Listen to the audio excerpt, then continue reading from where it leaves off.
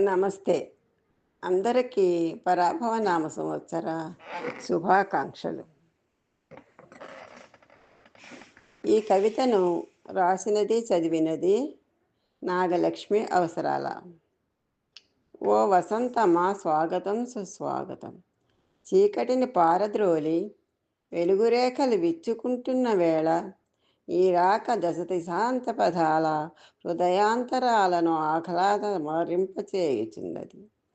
హరితవర్ణపు మామిడాకుల తోరణములతో పసుపూసిన పచ్చన గడపులకు అరుణవర్ణపు చుక్కలతో ఇంటి ముంగిట వేసిన రంగురంగుల వల్లికలతో ప్రతి గృహము రంగురంగుల రంగవల్లికలతో ప్రతి గృహము ముచ్చట గొలుపుచున్నది.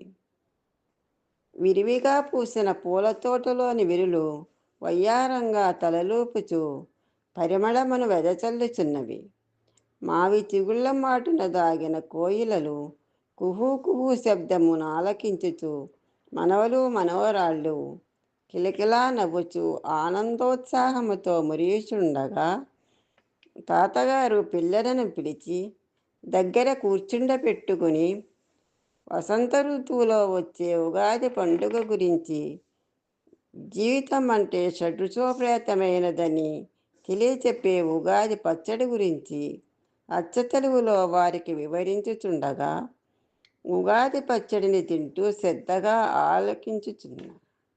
ఇంతలో బావగారు ఒక కమ్మని పాట పాడి మమ్మలను పరవశింపచేయండి అని బావమరిది కోరగానే, కందుకూరి వారి ఎంత చక్కనిదో ఈ తెలుగు తోట, ఎంత పరిమళమో ఈ తోట పూలు అనే గేయమును పాడి అందరి ప్రశంసలు పొంది ఒకరికొకరు పరాభవ నామ సంవత్సర శుభాకాంక్షలు తెలియచేసుకుంటున్న ఆ గృహమునందు అనురాగ బంధాలు నరనరాన ప్రవహించి శోభాయమానమై వెళ్ళి విరిసింది. అందరికీ పరాభవ నామ సంవత్సర ఉగాది శుభాకాంక్షలు. నమస్తే.